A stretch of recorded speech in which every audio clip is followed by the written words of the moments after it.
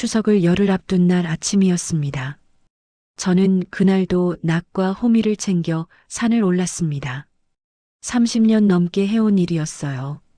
명절 전에 미리 벌초를 해두는 것, 그게 저한테는 숨 쉬는 것만큼 당연한 일이었습니다. 우리 집 선사는 충청도 어느 야산 중턱, 차에서 내려 걸어서 20분쯤 올라가야 하는 자리였습니다. 아버지 산소, 어머니 산소, 할아버지 산소까지 세 기가 나란히 있는 그 자리를 저는 30년 넘게 지켜왔어요. 그런데 그날 산 중턱에 다다랐을 때였습니다. 발이 멈췄습니다. 멀리서부터 뭔가 이상했어요.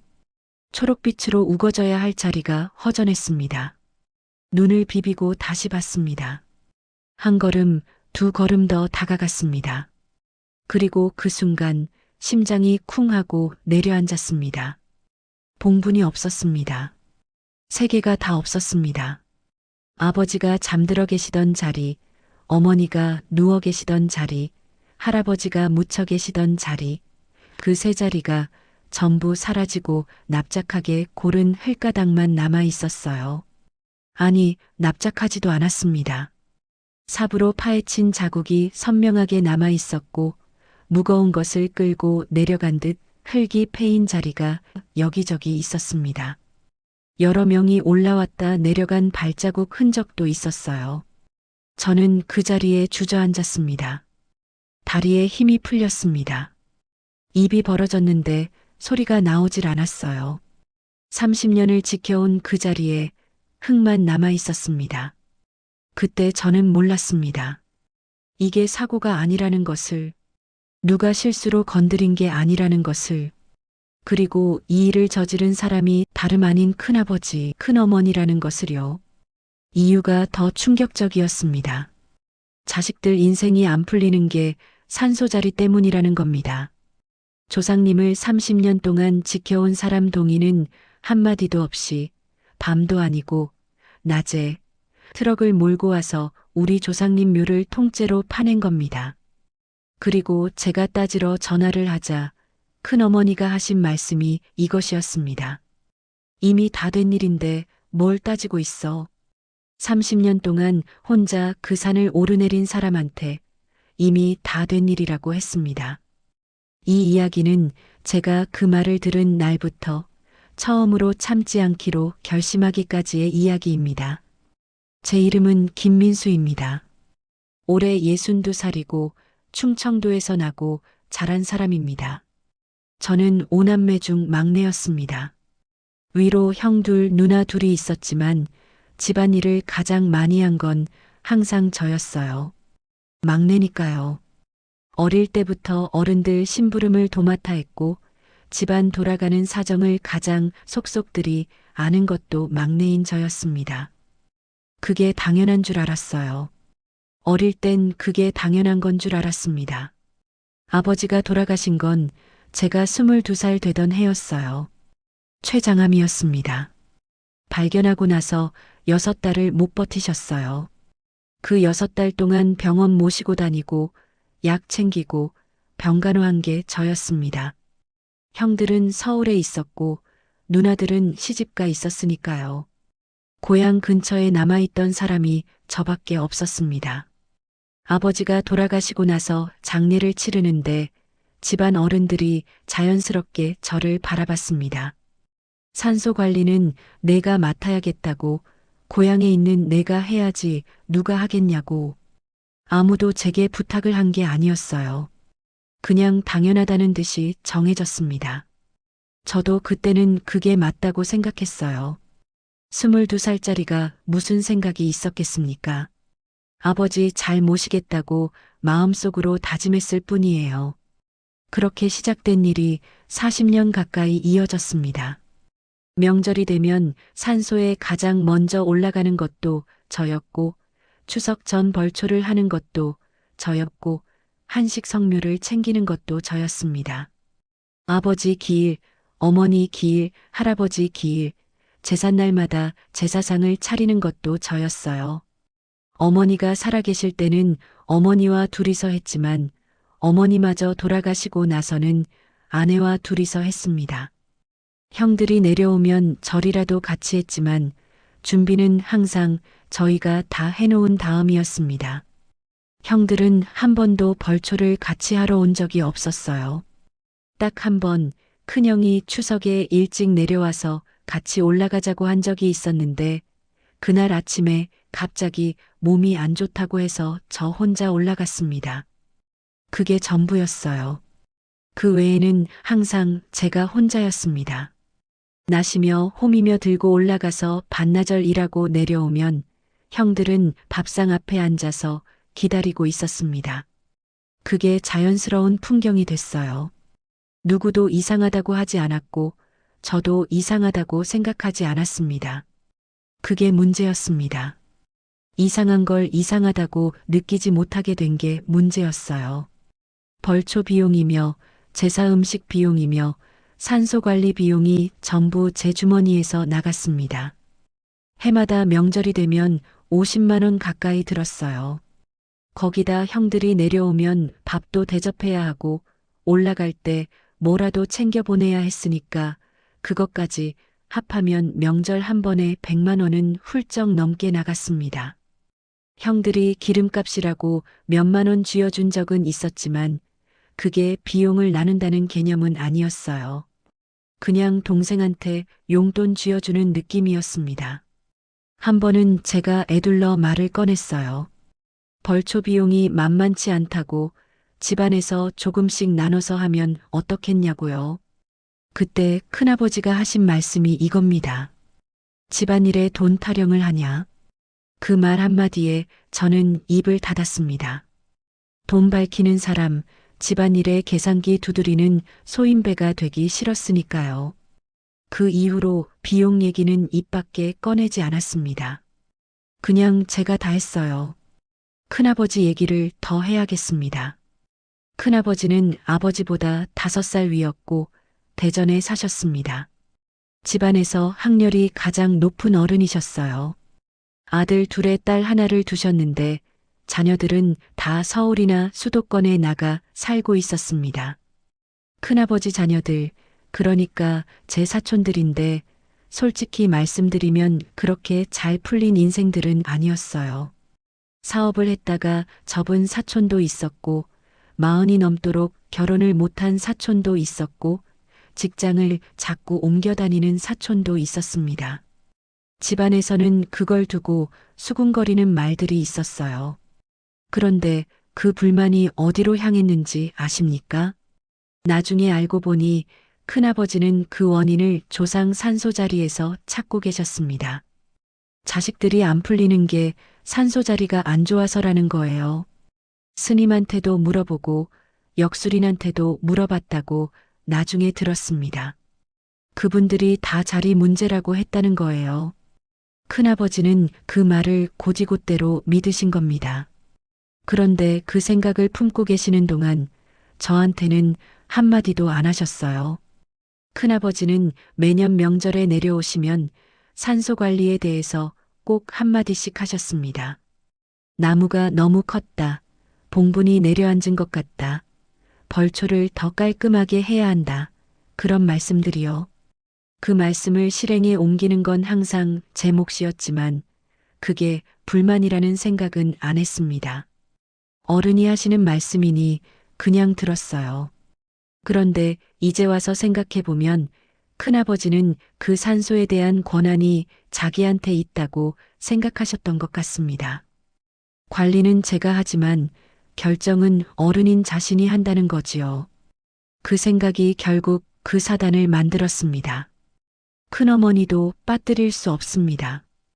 큰어머니는 제가 어릴 때부터 집안일에 목소리가 큰 분이셨어요. 집안에서 무슨 일이 생기면 항상 의견을 내셨고 그 의견이 틀렸어도 어른이라는 이유로 그냥 넘어가는 일이 많았습니다. 어머니는 그 큰어머니와 사이가 좋지 않으셨어요. 티를 내시는 분이 아니라 속으로 사귀셨지만 큰어머니가 다녀가신 날이면 어머니가 한숨을 쉬시는 걸 제가 옆에서 여러 번 봤습니다. 그 집안 구조 속에서 저는 40년 가까이 살았습니다. 아무 발언권도 없이 일만 하는 사람으로요. 명절마다 벌초하고 제사 준비하고 비용 대고 어른들 오시면 밥 차리고 차 드리고 가실 때 손에 뭐라도 쥐어 드리고 그게 저한테 당연한 일이었습니다. 누가 고맙다고 한 기억도 없고 수고한다는 말을 들은 기억도 거의 없어요. 그냥 그러려니 했습니다. 그 세월이 쌓이는 동안 저는 한 번도 그 산소 앞에서 서운하다는 생각을 한 적이 없었습니다. 아버지한테, 어머니한테 말을 걸면서 그 시간이 위안이 됐거든요.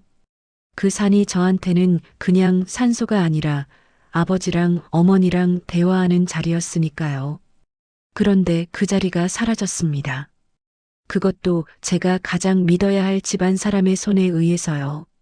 저희 선사는 마을 어귀에서 걸어서 20분쯤 올라가야 하는 야산 중턱에 있었습니다. 경사가 아주 급한 편은 아니었지만 여름이면 풀이 허리까지 자라서 길을 찾기도 힘들 때가 있었어요. 장마가 지나고 나면 흙이 쓸려 내려가서 봉분이 일부 무너지는 일도 있었고 가을이 되면 낙엽이 쌓여서 산소 주변이 지저분해지기도 했습니다. 그때마다 올라가서 손을 봐야 했어요. 1년에 4번, 5번, 많을 때는 6번도 그 산을 올랐습니다. 그 길을 혼자 오른 게 대부분이었습니다. 낫이며 홈이며 비료 포대까지 짊어지고 올라가서 반나절을 일하고 내려오면 온몸이 땀 범벅이 됐어요. 여름 벌초가 제일 힘들었습니다.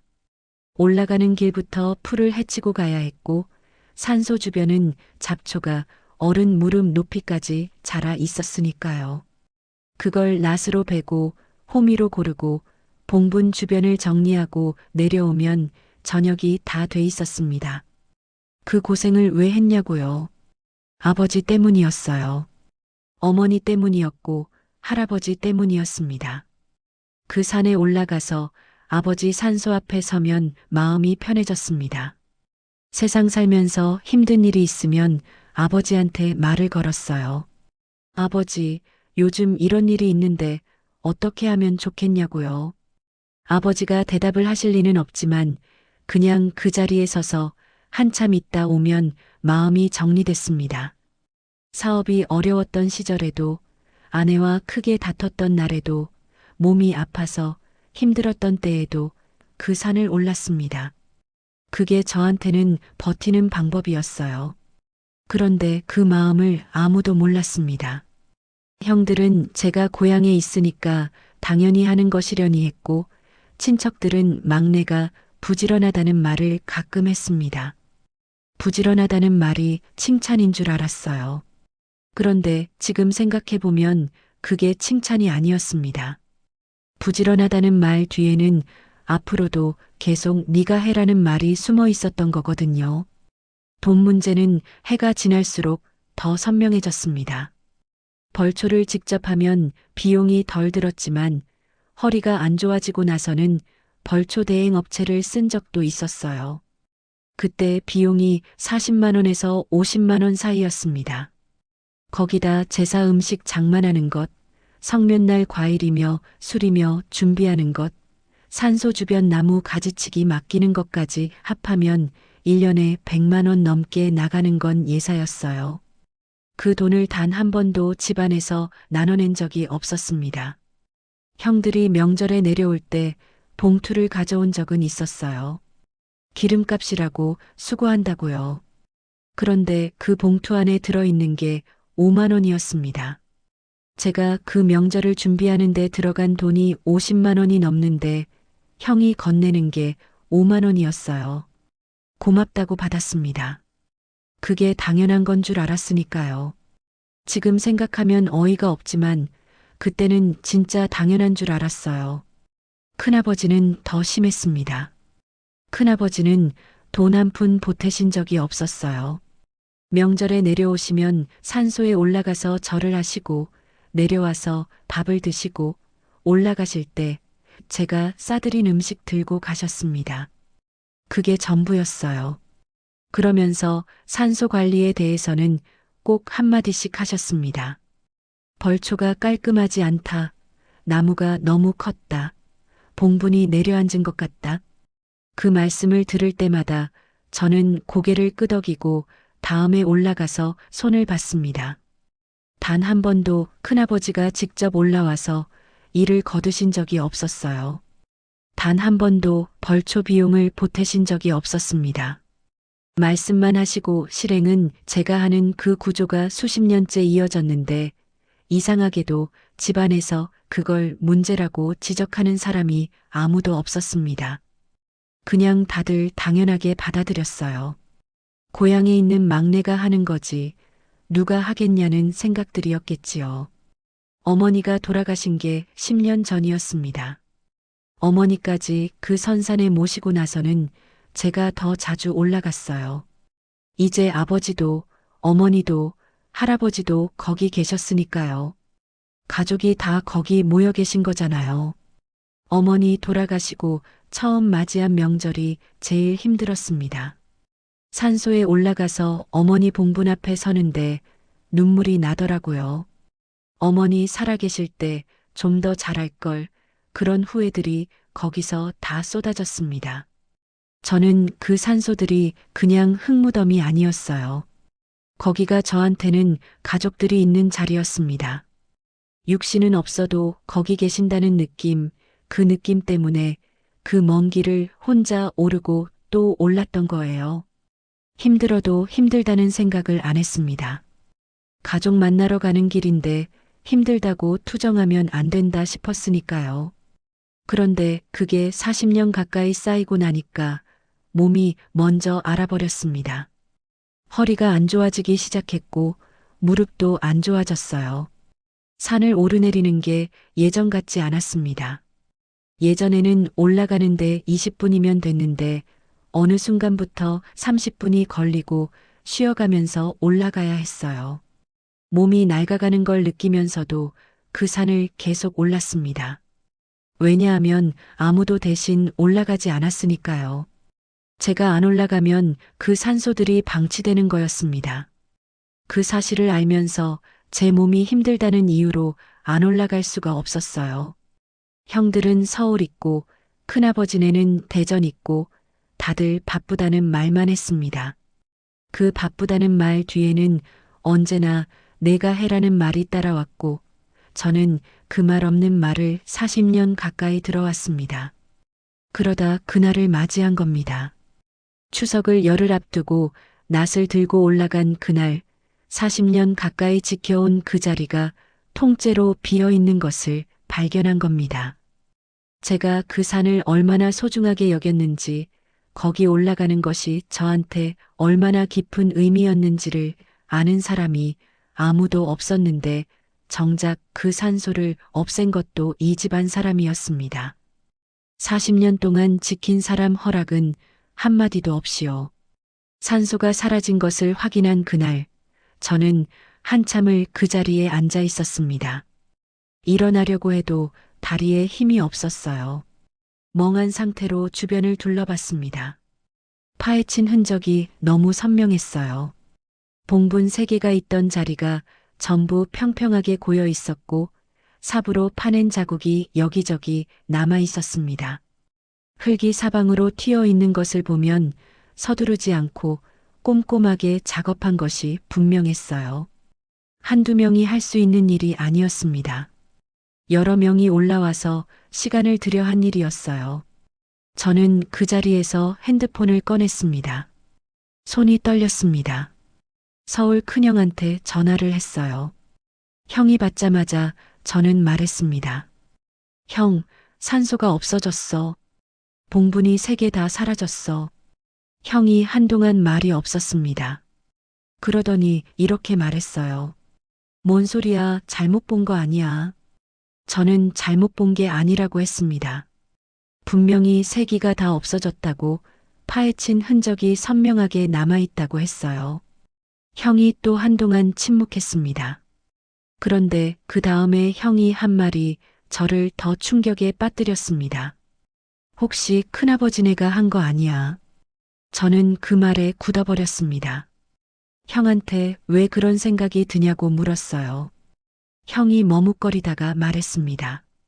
저번에 큰아버지한테서 전화가 왔었는데 산소 자리 얘기를 하시더라고. 자리가 안 좋은 것 같다고, 자식들이 안 풀리는 게 그 때문인 것 같다는 말씀을 하셨다고요. 저는 그 말을 듣고 할 말을 잃었습니다. 형, 그 얘기를 왜 나한테 안 했어? 형이 대답했습니다. 설마 진짜로 그럴 줄 알았겠냐고요. 그 말이 가슴에 박혔습니다. 형은 그 얘기를 들었으면서 저한테 알려주지 않았던 거예요. 설마 하고 넘겼던 겁니다. 만약 그때 형이 저한테 그 말을 전해줬다면 어땠을까요? 제가 미리 알아서 막을 수 있었을지도 모릅니다. 큰아버지한테 직접 따질 수도 있었고, 산소에 자물쇠라도 채울 수는 없어도 뭔가 조치를 취할 수 있었을지 모릅니다. 그런데 형은 그냥 넘겼고, 저는 아무것도 모른 채 명절 벌초를 하러 올라갔다가 빈자리를 마주한 거였어요.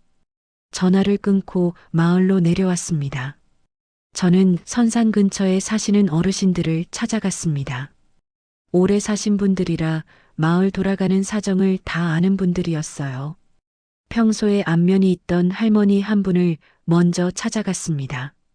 할머니가 저를 보시더니 이렇게 말씀하셨어요. 아이고, 민수야. 그게 벌써 몇 달 됐다. 저는 그 말에 두 번째로 굳어버렸습니다. 몇 달이라고요. 여름 초입에 이미 그 일이 있었다고 했습니다. 7월쯤이었다고 낮에 트럭이 마을로 들어오더니 사람들이 여럿 내려서 산을 올라갔다고 했어요. 이삿짐 옮기는 사람들처럼 생긴 사람들이었다고 하루 이틀 작업을 하고 내려갔다고 했습니다. 내려올 때는 커다란 보자기 같은 것으로 싼 짐들을 들고 내려왔다고요. 마을 사람들이 다 봤다는 겁니다. 저는 그 말을 들으면서 눈앞이 하얘지는 느낌이 들었어요. 마을 사람들이 다 봤는데 저한테 아무도 연락을 안 했다는 겁니다. 할머니한테 왜 저한테 말씀 안 해주셨냐고 물었어요. 할머니가 이렇게 대답하셨습니다. 집안끼리 합의가 된 건 줄 알았지. 우리가 어떻게 남의 집 일에 끼어드냐. 그 말도 맞는 말이었습니다. 마을 사람들 입장에서는 저희 집안끼리 알아서 하는 일인 줄 알았겠지요. 집안 어른이 나서서 하는 일이니 당연히 다들 알고 있는 일인 줄 알았겠지요. 그런데 정작 저는 몰랐습니다. 저는 그 자리에서 또 다른 할아버지 한 분을 찾아갔습니다. 그 할아버지도 봤다고 하셨어요. 그런데 그분이 결정적인 말씀을 해주셨습니다. 그날 작업하는 사람들 옆에 큰어머니가 직접 나와 있었다는 겁니다. 할아버지가 무슨 일이냐고 물으셨을 때 큰어머니가 직접 대답을 했다는 거예요. 집안일이에요. 신경 안 쓰셔도 됩니다. 그 말 한마디였다고 했습니다. 저는 그 말을 전해 듣고 가슴이 터질 것 같았습니다. 집안일이에요. 신경 안 쓰셔도 됩니다. 큰어머니는 그 상황이 아무렇지 않으셨던 겁니다. 남의 눈에 떳떳하지 못한 일이었다면 그렇게 당당하게 대답하지 않으셨겠지요. 집안 어른으로서 결정한 일이니 아무 문제가 없다는 태도였던 겁니다. 그날 밤 저는 밥을 못 먹었습니다. 밥상 앞에 앉았는데 아무것도 넘어가질 않았어요. 아내가 옆에서 걱정스러운 눈으로 봤지만 저는 말을 할 수가 없었습니다. 머릿속에서 자꾸 그 빈자리가 떠올랐어요. 봉분이 있던 자리, 아버지가 계시던 자리, 어머니가 계시던 자리, 할아버지가 계시던 자리. 그 자리들이 납작하게 고여있던 그 광경이 눈에서 지워지질 않았습니다. 그리고 계속 생각이 맴돌았어요. 몇 달이 됐다고 했습니다. 7월에 이미 그 일이 있었는데 저는 추석 열흘 전에 벌초를 하러 올라가서야 알았습니다. 그 사이에 저는 평소처럼 살고 있었습니다. 여름에 더울 때 일하고 주말에 아내와 장도 보고 그냥 아무것도 모른 채 살고 있었어요. 집안에서도 아무도 저한테 알려주지 않았고 마을에서도 아무도 연락을 주지 않았습니다. 40년 동안 그 산을 지켜온 사람이 정작 산소가 사라진 것도 혼자 올라가서 직접 발견해야 했던 겁니다. 그때 분노가 시작됐어요. 처음에는 충격이었습니다. 그 다음엔 믿기지 않는다는 생각이었어요. 그런데 그게 가라앉으면서 분노가 올라오기 시작했습니다. 뜨거운 분노가 아니라 차갑게 굳어가는 분노였어요. 울컥 치미는 게 아니라 천천히 심장 밑에서부터 굳어오는 그런 분노였습니다. 이 집안에서 저는 40년 동안 무엇이었는가? 그 질문이 떠올랐습니다. 일하는 사람이었습니다. 아무 말 없이 움직이는 사람이었어요. 벌초하고 제사 준비하고 비용 대고 어른들 모시고 그게 저였습니다. 그런데 결정적인 일이 벌어졌을 때 저한테 알리는 사람이 아무도 없었다는 것, 그것이 이 집안에서 제 자리가 어디였는지를 너무 선명하게 보여줬습니다. 일은 나한테 시키고 알리는 건 나한테 안 했습니다. 그 밤 저는 처음으로 이대로 넘어가면 안 되겠다는 생각을 했습니다. 다음 날 아침이었습니다. 저는 잠을 거의 못 잤어요. 눈을 감으면 그 빈자리가 떠올랐고 눈을 뜨면 천장이 보였습니다. 새벽 4시쯤 일어나서 마루에 앉아 있었어요. 아내가 걱정이 됐는지 따라 나와서 옆에 앉았지만 저는 말이 나오질 않았습니다. 날이 밝자마자 저는 마을을 다니기 시작했습니다. 소란을 피우려던 게 아니었어요. 일단 정확히 무슨 일이 있었는지를 알아야 했습니다. 어제 할머니 한 분, 할아버지 한 분한테 들은 것만으로는 부족했어요. 누가 언제 어떻게 그 일을 했는지 구체적인 정황을 파악해야 했습니다. 그래야 다음 단계를 생각할 수 있으니까요. 마을 어르신들을 한 분 한 분 찾아다녔습니다. 다들 저를 오래 아는 분들이라 터놓고 말씀해 주셨어요. 조각조각 들은 얘기들을 맞춰보니까 그날의 전모가 윤곽을 드러냈습니다. 때는 7월 초였습니다. 아침 10시쯤 됐을까요? 마을 어귀로 트럭 한 대가 들어왔다고 했습니다.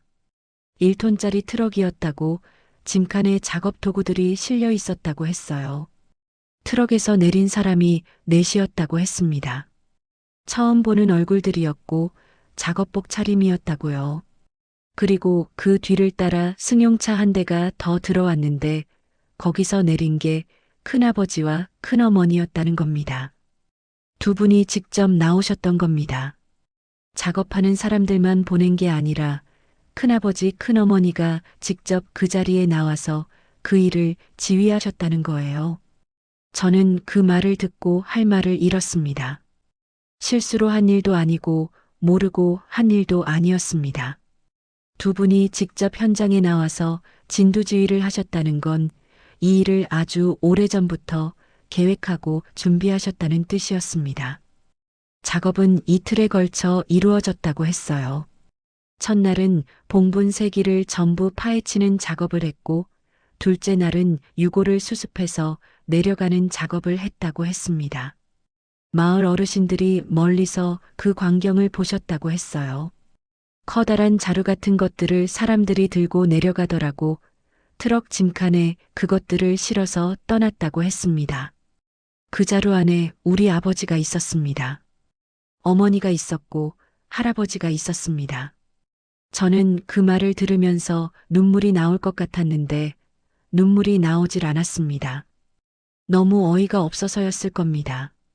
40년 동안 그 자리를 지켜온 사람이 정작 그 자리를 떠나는 순간에는 없었고 그 자리를 한 번도 지켜본 적 없는 사람들이 그 일을 했다는 것이 믿기질 않았습니다. 저는 그날 오후에 큰아버지한테 전화를 드렸습니다. 흥분을 가라앉히고 최대한 차분하게 말씀드렸어요. 선산에 올라갔더니 산소가 없어졌는데 어떻게 된 일이냐고 마을 어르신들 말씀이 큰아버지 차가 왔었다고 하는데 맞냐고 물었습니다. 큰아버지는 잠깐 침묵하다가 말씀하셨습니다. 우리가 했다. 이장한 거다. 저는 왜냐고 물었습니다. 왜 저한테 한마디 상의도 없이 그런 일을 하셨냐고 물었어요. 큰아버지 목소리가 오히려 당당해졌습니다. 당연하다는 듯이 말씀하셨어요. 거기 산소 자리가 안 좋아서 우리 자식들 인생이 이렇게 안 풀리는 거야. 스님한테도 물어봤고 역술인한테도 여러 군데 물어봤더니 다 자리가 문제라고 하더라고. 그래서 좋은 자리로 옮긴 거다. 잘 된 거야. 잘 된 거라고 하셨습니다. 저는 전화기를 쥔 손에 힘이 들어가는 걸 느꼈습니다. 숨을 한번 고르고 말씀드렸어요. 큰아버지, 거기 저희 아버지도 계시고 어머니도 계십니다. 제 직계 부모님인데 저한테 동의를 구하셔야 하는 거 아닙니까? 그러자 큰아버지가 말씀하셨어요. 집안 어른이 결정한 일이야. 내가 왜 따지냐? 집안 어른이 결정한 일이라는 겁니다. 40년 동안 그 산소를 지켜온 제가 왜 따지냐는 겁니다. 저는 순간 머릿속이 하얘졌습니다. 이게 말이 되는 소리입니까? 내 아버지 산소를 내 동의 없이 옮겨놓고 집안 어른이 결정한 일이니 따지지 말라는 겁니까? 그때 전화기 너머로 큰어머니 목소리가 들렸습니다. 큰어머니가 직접 전화를 받으신 게 아니라 뒤에서 하시는 말씀이 들려온 거였는데 그 한마디가 저한테는 가장 충격적이었습니다. 이미 다 된 일인데 뭘 또 따지고 있어. 이미 다 된 일이라는 겁니다. 저는 그 말을 듣고 손이 떨렸습니다. 이미 다 된 일. 그러니 어쩔 수 없는 일. 받아들이라는 말. 내 아버지 어머니를 내 허락도 없이 옮겨놓고 이미 다 된 일이니 받아들이라는 겁니다. 미리 말했으면 반대할 것을 알았으니까 말없이 해버리고 해버린 다음에는 이미 다 된 일이라고 하는 겁니다. 제가 따지지 못하도록 순서를 그렇게 짜놓은 거였어요. 이장한 곳이 어디냐고 물었습니다. 큰아버지가 대전 근처 공원묘지에 모셔놨다고 하셨어요. 좋은 자리를 잡아놨다고 거기가 훨씬 명당이라고 했습니다. 그 말이 또 귀에 박혔습니다. 명당. 자식들 인생이 안 풀리는 게 조상 산소 자리 때문이라고 믿으신 분이 좋은 자리 명당으로 옮겼으니 이제 자식들 인생이 풀릴 거라고 생각하신 겁니다. 저는 거기서 전화를 끊었습니다. 전화를 끊고 한참을 멍하게 앉아 있었어요. 분노가 끓어오르다가 허탈함이 왔다가 그게 반복됐습니다. 이 집안에서 40년 동안 제가 그 산소를 지킨 이유가 뭐였나 싶었어요. 조상님들 곁에 있겠다는 마음이었는데 그 마음을 가진 사람한테는 아무것도 묻지 않고 조상님들을 물건처럼 옮겨버린 겁니다. 가장 열심히 지킨 사람이 가장 철저하게 무시당했습니다. 그날 저는 그 사실을 온몸으로 느꼈습니다. 전화를 끊고 나서 저는 한동안 그 자리에 앉아 있었습니다. 큰아버지가 하신 말씀이 머릿속에서 떠나질 않았어요. 산소 자리가 안 좋아서 자식들 인생이 안 풀린다. 스님한테도 물어봤고 역술인한테도 여러 군데 물어봤더니 다 자리 문제라고 하더라. 그래서 좋은 자리로 옮긴 거다. 저는 그 말의 뜻을 천천히 되씹었습니다. 결국 이런 말이었어요. 조상님이 안 좋은 자리에 계셔서 자식들한테 나쁜 기운을 뿜고 있다는 겁니다. 그러니 좋은 자리로 옮기면 자식들 인생이 풀릴 거라는 거예요. 40년 동안 그 산소를 지켜온 사람 동의는 필요 없고 그냥 집안 어른이 결정하면 된다는 거고요. 저는 그 논리가 너무 어이없어서 오히려 차분해졌습니다. 자식들 인생이 안 풀리는 게 조상 산소 자리 때문이라고요. 그러면 저는 어떻습니까? 저도 그 자리에서 수십 년을 살았는데 저는 그럭저럭 살아왔거든요. 같은 산소 자리인데 큰아버지 자녀들한테는 나쁜 기운이 가고 저한테는 안 갔다는 겁니까? 그 논리가 어디서 성립합니까? 그런데 더 중요한 게 있었습니다. 저는 그때부터 큰아버지 자녀들, 제 사촌들 얘기를 찬찬히 떠올려 봤어요. 사업이 안 풀렸다는 사촌, 결혼이 늦었다는 사촌, 직장을 자꾸 옮겼다는 사촌. 그 사람들 인생이 왜 그렇게 됐는지를 저는 조금 알고 있었습니다. 사업이 안 풀린 사촌은 준비도 안 된 상태에서 큰아버지 돈을 빌려 사업을 시작했다가 망했어요. 결혼이 늦은 사촌은 성격이 워낙 까다로워서 만나는 사람마다 헤어졌다는 얘기가 집안에서 돌았습니다. 직장을 자꾸 옮긴 사촌은 윗사람과 트러블이 많다는 말을 들었어요. 그게 산소자리 때문입니까? 그 사람들이 잘 안 풀린 건 그 사람들 각자의 이유가 있었던 겁니다. 그런데 큰아버지는 그 원인을 조상 산소자리에서 찾으셨어요. 왜냐고요? 그게 가장 편한 답이니까요. 자식들한테 뭔가 문제가 있다고 하기는 싫고 그렇다고 본인들 양육 방식을 돌아보기는 더 싫으니까 조상 탓을 하는 게 제일 쉬운 거였겠지요. 그 논리대로라면 조상님은 자식들한테 피해를 준 존재가 되는 겁니다. 저는 그 생각에 이르자 분노가 다시 끌어올랐습니다. 평생 그 자리에 누워 계신 분들이 무슨 잘못을 하셨습니까? 자식들 인생이 안 풀리는 게 어떻게 돌아가신 분들 책임입니까? 그런데 큰아버지는 그 논리로 수십 년을 사셨고 결국 그 믿음을 행동에 옮기셨습니다. 그런데 저를 더 충격에 빠뜨린 건 따로 있었습니다. 마을 어르신 한 분이 조심스럽게 말씀해 주셨어요. 큰아버지가 이장을 결정하게 된 데는 큰어머니 역할이 컸다는 겁니다. 오래전부터 큰어머니가 그 산소 자리를 문제 삼으셨다는 거예요. 명절에 내려오실 때마다 그 산 쪽을 보시면서 저 자리가 문제라는 말씀을 하셨다고 마을 어르신들도 여러 번 들으셨다고 했습니다.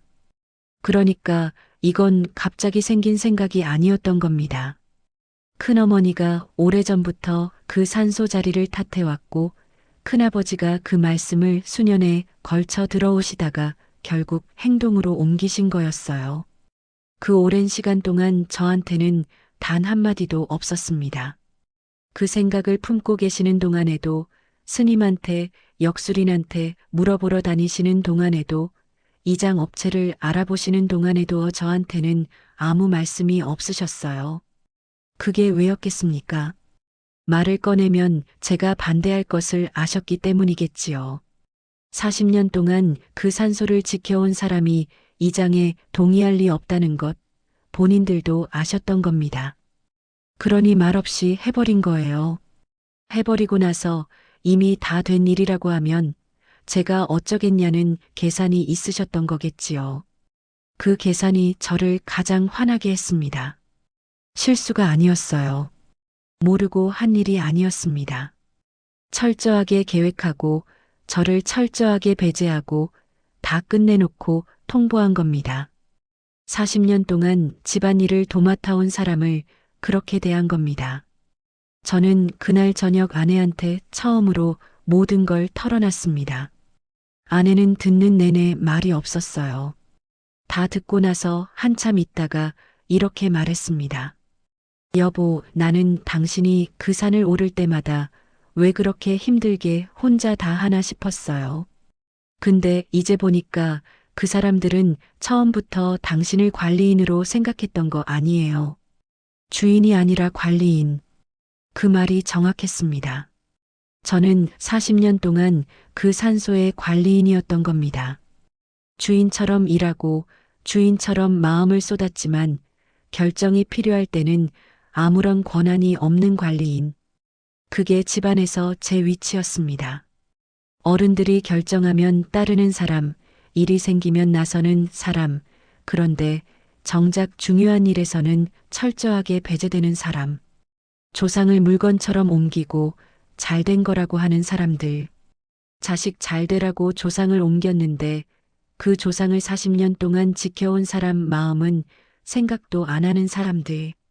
저는 그날 밤 처음으로 이 일을 집안 안에서 해결하려는 생각을 버렸습니다.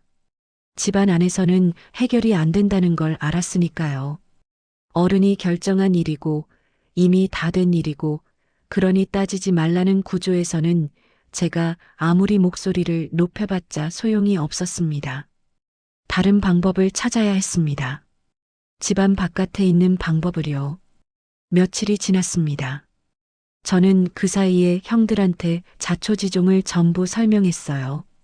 마을 어르신들한테 들은 것, 큰아버지한테 직접 확인한 것, 큰어머니가 오래전부터 그 산소 자리를 문제 삼아왔다는 것까지 전부 말했습니다. 형들도 이제는 사실을 다 알게 됐으니 같이 뭔가 조치를 취해야 하지 않겠냐는 말을 꺼내려고 했어요. 그런데 형들이 내려왔습니다. 서울 큰형이랑 둘째 형이 같이 내려왔어요. 저는 이번에는 제대로 얘기를 나눠야겠다고 생각했습니다. 셋이 마주 앉았는데 분위기가 처음부터 이상했어요. 형들 표정이 제가 기대했던 것과 달랐습니다. 같이 분개하거나 뭔가 해결책을 찾으려는 표정이 아니었어요. 어딘가 불편하고 곤란한 표정이었습니다. 큰형이 먼저 말을 꺼냈습니다. 그래도 큰아버지잖아. 어른이 하신 일인데 어떻게 대놓고 따지겠냐? 저는 귀를 의심했습니다. 왜 따지면 안 되냐고 물었어요. 우리 아버지, 어머니 산소가 우리 동의 없이 사라진 건데 왜 따지면 안 됩니까? 큰형이 대답했습니다. 큰아버지도 나쁜 마음으로 하신 게 아니잖아. 자식들 잘 되라고 하신 거 아니겠어. 자식들 잘 되라고 하신 거라고요. 저는 그 말이 너무 어이없어서 잠깐 말을 잃었습니다. 자식들 잘 되라고 남의 부모 산소를 동의도 없이 파낸다는 게 말이 되는 겁니까? 큰아버지 자식들 잘 되는 게 우리 아버지 어머니 산소하고 무슨 상관이 있습니까? 저는 그렇게 말했어요. 큰형이 더 이상 대꾸를 못했습니다. 그러자 이번엔 둘째 형이 나섰어요. 민수야, 이걸 공론화시키면 집안 망신이야. 우리 집안 욕이 먹히는 거라고. 그냥 조용히 넘기는 게 낫지 않겠냐? 집안 망신이라는 말이 나왔습니다. 저는 그 말을 듣고 뭔가 딱 끊어지는 느낌이 들었어요. 잘못을 저지른 사람이 망신을 당하는 게 아니라 잘못을 따지는 제가 집안 망신을 시킨다는 겁니까? 따지지 말고 덮으라는 게 그게 집안을 위하는 거라는 겁니까? 저는 형한테 물었어요. 그러면 이게 그냥 없던 일이 됩니까? 아버지, 어머니 산소가 우리 동의 없이 사라진 게 그냥 넘어가는 겁니까? 둘째 형이 말했습니다. 어차피 이미 된 일이잖아. 이미 된 일. 큰어머니가 하셨던 말씀을 형이 똑같이 하고 있었습니다. 저는 그 순간 형들이 큰아버지네 편이라는 것을 알아버렸어요. 편을 들기로 작정한 게 아니라 그냥 이 일이 조용히 덮어지기를 바라는 거였습니다. 시끄러워지는 것이 싫은 거였어요. 그게 결국 큰아버지네 편을 드는 것과 같은 결과였지만 형들은 그 생각을 안 하는 것 같았습니다. 그로부터 며칠 뒤였습니다. 친척들한테서 연락이 오기 시작했어요. 평소에 명절이나 돼야 연락이 오던 분들이 갑자기 전화를 해왔습니다. 문자를 보내오기도 했어요. 첫 번째 전화는 아버지 쪽 먼 친척 아저씨였습니다. 대뜸 이런 말씀을 하셨어요. 민수야, 그래도 형님인데 너무 섭섭하게 생각하지 마라. 너무 섭섭하게 생각하지 말라고요. 저는 섭섭한 게 아니라고 했습니다. 이건 감정 문제가 아니라 잘못된 일이라고 했어요. 아저씨가 말씀하셨습니다. 형님도 좋으라고 하신 거 아니겠냐? 집안이 다 잘 됐으면 해서 하신 거지. 아기가 있었겠냐? 아기가 없었으면 괜찮은 겁니까? 결과가 잘못됐으면 아기가 없어도 잘못된 거 아닙니까? 저는 그렇게 말했어요. 아저씨는 말씀이 없어지셨습니다. 그러더니 조용히 하셨습니다. 민수야, 괜히 더 긁지 말자. 살얼음판이야, 지금. 살얼음판이라고 했습니다. 잘못을 저지른 사람이 있는데 따지면 살얼음판이라는 겁니다. 두 번째는 큰아버지 쪽 먼 친척이었습니다.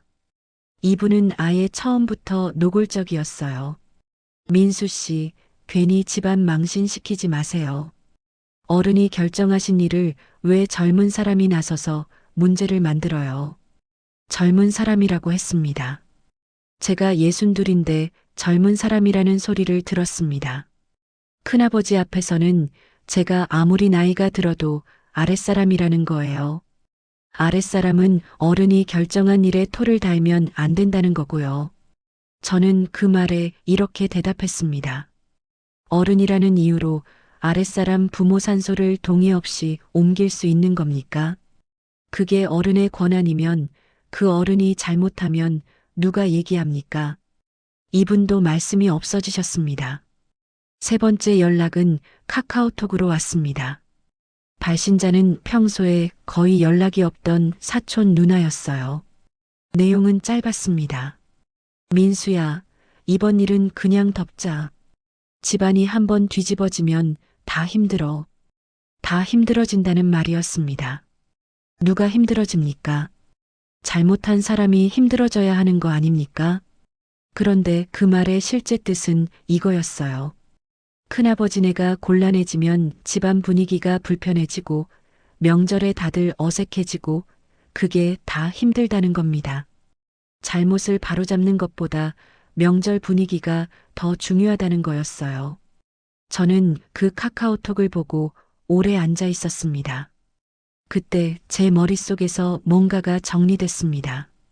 이 집안 사람들이 저를 걱정해서 연락을 한 게 아니었어요. 큰아버지네를 걱정해서도 아니었습니다. 그냥 이 일이 조용히 없어지기를 바라는 거였어요.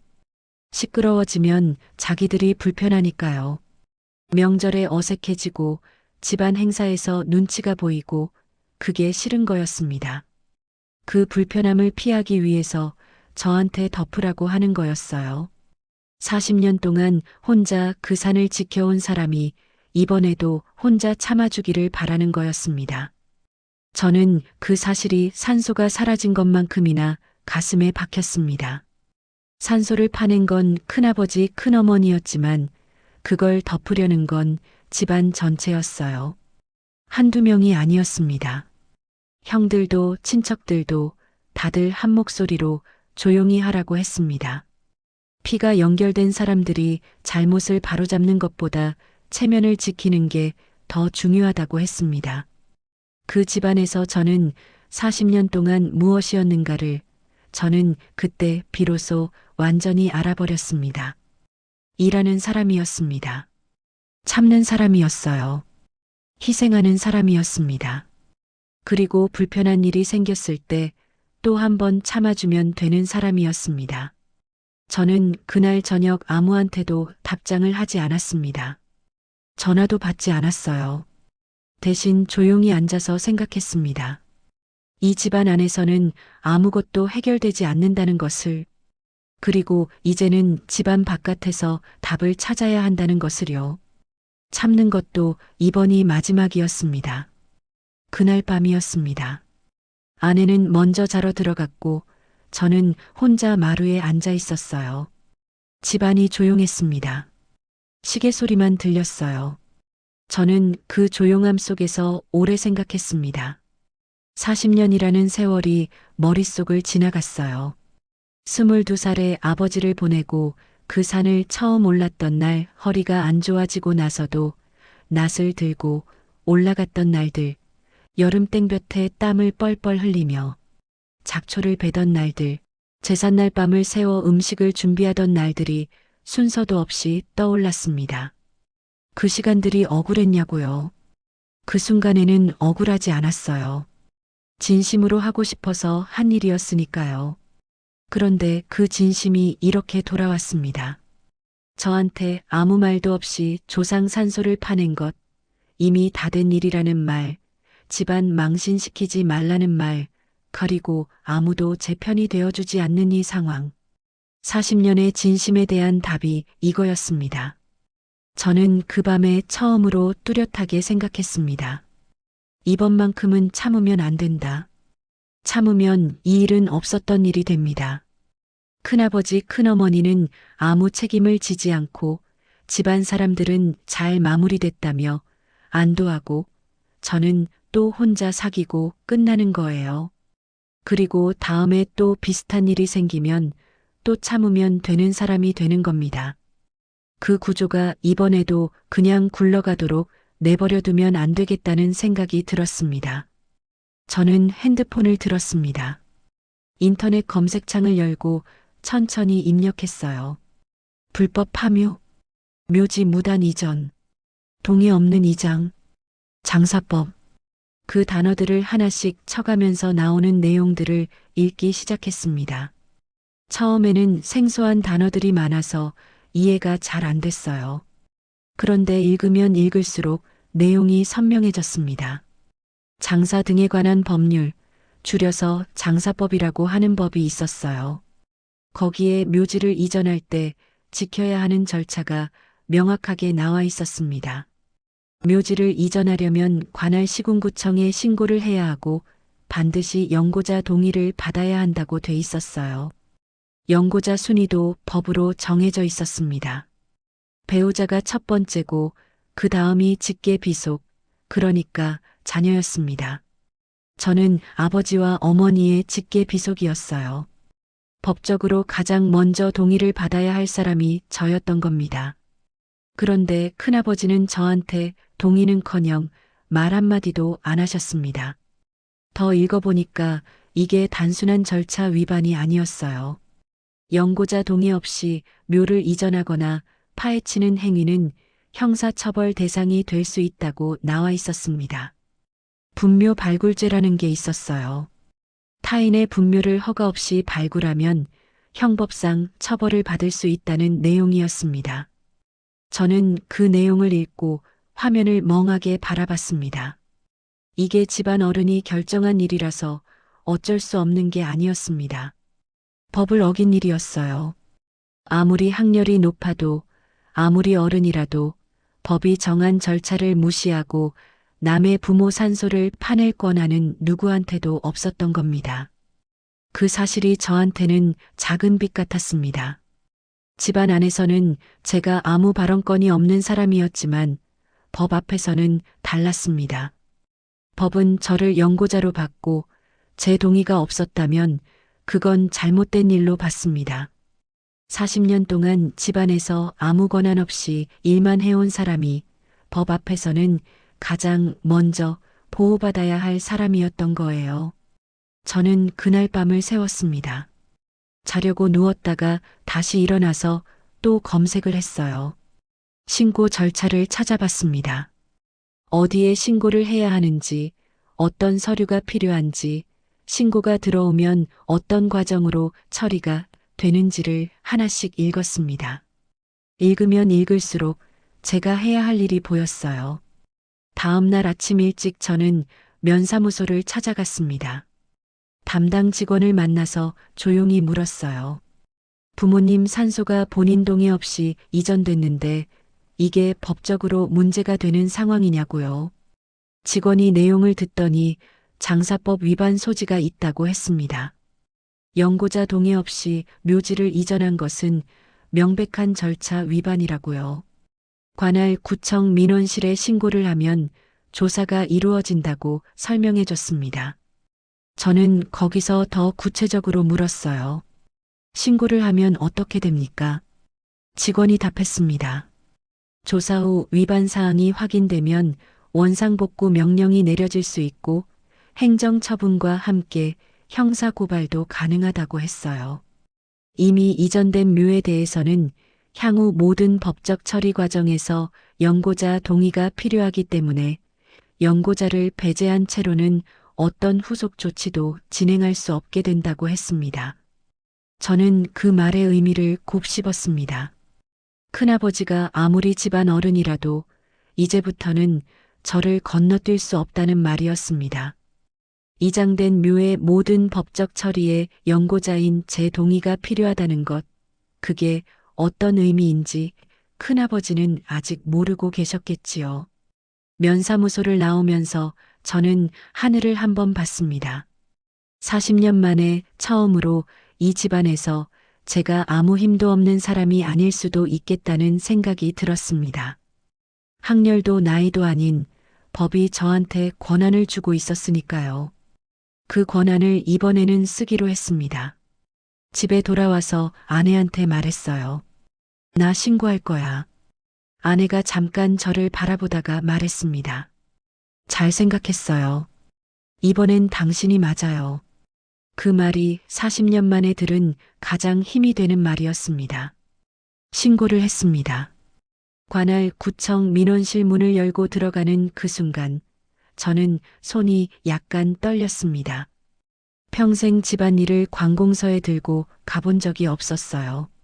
집안 문제는 집안 안에서 해결하는 거라고 생각하며 살아온 사람이었으니까요.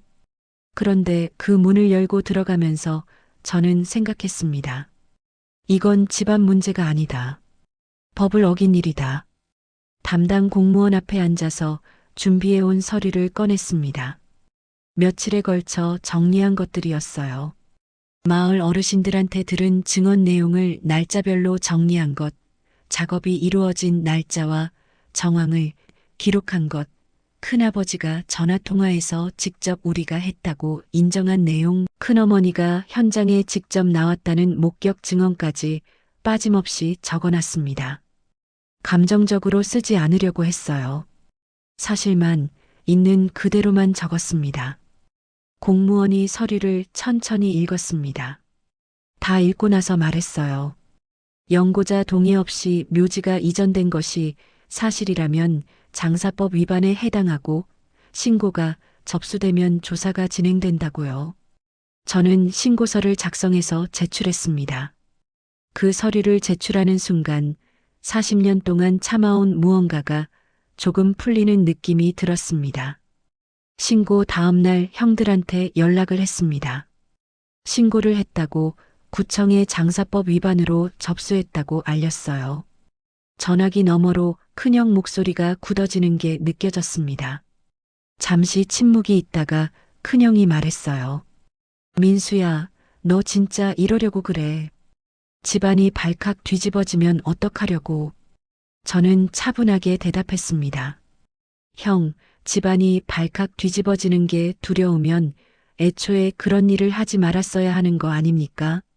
잘못한 사람이 결과를 받는 게 왜 제 책임입니까?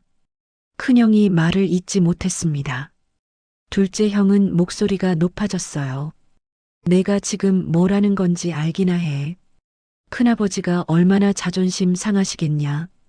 어른한테 이게 무슨 짓이야. 저는 그 말을 듣고 이렇게 말했습니다.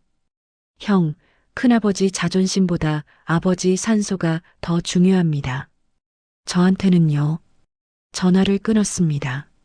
며칠 뒤 구청에서 조사가 시작됐다는 연락이 왔습니다. 큰아버지한테도 연락이 갔다고 했어요. 그러자 그동안 조용하던 큰아버지한테서 전화가 왔습니다. 목소리가 처음엔 격앙돼 있었어요. 집안일을 왜 관공서에 끌고 가냐고 어른한테 이게 무슨 짓이냐고 하셨습니다. 저는 흥분하지 않고 말씀드렸습니다. 큰아버지, 묘지를 이전하려면 연고자 동의를 받아야 한다는 걸 미리 알고 계셨습니까? 저한테 동의를 구하셨습니까? 그렇게 하지 않으셨으니 법적으로 처리되는 겁니다. 저는 법이 하라는 대로 한 것뿐입니다. 큰아버지 목소리가 낮아졌습니다. 한동안 말씀이 없으셨어요. 그리고 며칠이 지났습니다. 이번엔 큰어머니가 직접 전화를 하셨습니다. 평생 처음이었어요. 큰어머니가 먼저 저한테 전화를 하신 게요. 이미 다 된 일이라고 하시던 분이 신경 쓰지 않아도 된다고 하시던 분이 먼저 전화를 해오셨습니다. 목소리가 달라져 있었어요. 일이 이렇게까지 됐으니 서로 잘 협의해서 마무리하자고 하셨습니다. 저는 그 말을 듣고 오래 침묵했습니다. 협의. 그 단어가 귀에 걸렸어요. 이미 다 된 일이라고 하시던 분이 이제는 협의를 하자고 하십니다. 결과가 불리해지니까 나오는 말이었습니다. 조사가 시작되고 법적 처리가 현실로 다가오니까 그제서야 협의라는 단어가 나온 거였어요. 저는 이렇게 말씀드렸습니다. 큰어머니, 협의는 처음부터 하셨어야 했습니다. 저한테 동의를 구하는 것도 상의를 하는 것도 그게 먼저였어요. 지금 협의를 하자고 하시는 건 결과가 불리해지니까 하시는 말씀 아닙니까? 저는 앞으로 법적 절차대로만 움직이겠습니다. 전화를 끊었습니다. 손이 떨리지 않았습니다. 40년 동안 큰어머니 앞에서 항상 작아졌던 제가 그날은 흔들리지 않았어요. 구청 조사 결과가 나왔습니다. 연고자 동의 서류가 없었고 관할 신고 절차도 밟지 않은 것이 확인됐습니다. 이장 자체가 적법한 절차 없이 이루어진 것이 공식적으로 확인된 거예요. 큰아버지는 경위서를 제출해야 했고 이미 이전된 묘에 대한 모든 후속 처리는 연고자인 저의 동의 없이는 진행할 수 없다는 결론이 났습니다. 쉽게 말해서 이제 저를 건너뛰고는 아무것도 할 수 없게 된 겁니다. 40년 동안 집안에서 아무 결정권도 없이 일만 해온 사람이 이제는 법적으로 가장 중요한 사람이 됐습니다. 큰아버지가 아무리 집안 어른이어도 아무리 학렬이 높아도 이 일만큼은 저를 통하지 않고는 한 발자국도 나아갈 수 없게 된 거예요. 저는 그 결과를 듣고 아무 말도 안 했습니다. 이겼다는 생각도 없었어요. 통쾌하다는 감정도 크게 없었습니다. 그냥 당연한 결과가 나왔다는 생각이었어요. 처음부터 이렇게 됐어야 하는 거였고 법이 그걸 확인해 준 것뿐이었습니다. 그의 추석은 조용했습니다. 친척들이 어색하게 모였다가 흩어졌어요. 저는 산소 관리도 제사 준비도 아무것도 하지 않았습니다. 누가 시켜도 안 할 생각이었는데 아무도 시키지 않았어요. 제가 안 하니까 그냥 엉성하게 명절이 지나갔습니다. 그제야 보이는 사람들이 있었겠지요. 제가 없으면 돌아가지 않는 것들이 얼마나 많았는지를요. 저는 그 명절에 혼자 대전 공원묘지를 다녀왔습니다. 큰아버지네가 아버지, 어머니, 할아버지를 모셔놓은 자리를 처음으로 가봤어요. 깔끔하게 정돈된 공원묘지였습니다. 새로 세운 묘석 앞에 서서 저는 한참 있었습니다. 아버지한테 말씀드렸습니다. 아버지, 저 이제 더 이상 참는 사람으로 살지 않을 거예요. 40년 동안 지켜왔는데 그 지켜온 것이 이렇게 됐습니다. 그래도 후회는 없어요. 그 시간들이 아버지랑 저 사이의 시간이었으니까요. 그건 아무도 빼앗아가지 못했습니다. 그런데 이제는 저도 제 인생을 살겠습니다. 아버지도 그걸 원하실 것 같습니다. 돌아오는 길에 핸드폰을 봤습니다. 큰아버지 자녀 중 가장 연락이 됐던 사촌 형한테서 문자가 와 있었어요. 짧은 문자였습니다. 민수야, 부모님이 잘못하신 거 맞아. 미안하다. 그 문자를 읽고 저는 차 안에서 처음으로 눈물이 났습니다. 산소가 사라진 날도 울지 않았고 형들한테 배신당한 날도 울지 않았는데 그 짧은 문자 한 줄에 눈물이 났어요. 사과를 받고 싶었던 게 아니었습니다. 그냥 누군가가 잘못됐다고 말해주기를, 제 편이 한 명이라도 있기를 바랐던 거였나 봅니다. 40년 만에 그 말을 들었습니다. 저는 지금도 가끔 그 야산을 올라갑니다. 봉부는 없어졌지만 그 자리는 여전히 거기 있습니다. 그 자리에 서면 아직도 아버지가 거기 계신 것 같은 느낌이 들어요. 어디에 계시든 제 마음이 향하는 곳에 계신 거니까 그 자리가 비어 있어도 괜찮습니다. 그리고 저는 이제 그 집안에서 더 이상 혼자 짊어지는 사람이 아닙니다. 일은 나한테 시키고 결정은 나한테 묻지 않던 그 구조에서 저는 걸어 나왔습니다. 늦었다고 생각하지 않습니다. 62의 한 결심이지만 앞으로 살아갈 날들이 남아있으니까요. 마지막으로 여러분께 묻겠습니다. 40년을 벌초하고 제사 준비하고 산소를 지켜온 사람 동의는 한마디도 없이 자식 잘 되라는 미신 하나 믿고 조상묘를 통째로 파낸 사람들이 있습니다. 집안 어른들은 쉬쉬하며 덮으려 했고 형제들은 집안 망신이라며 저를 막았습니다. 그 모든 배신 앞에서 저는 처음으로 참지 않기로 했습니다. 여러분이라면 어떻게 하셨겠습니까? 조상묘까지 손댄 가족, 그래도 피라는 이유로 끝까지 덮으셨겠습니까? 아니면 저처럼 예순이 넘어서라도 처음으로 맞서셨겠습니까? 여러분의 이야기를 댓글로 들려주세요. 저와 비슷한 경험을 하신 분들이 반드시 계실 거라 믿습니다.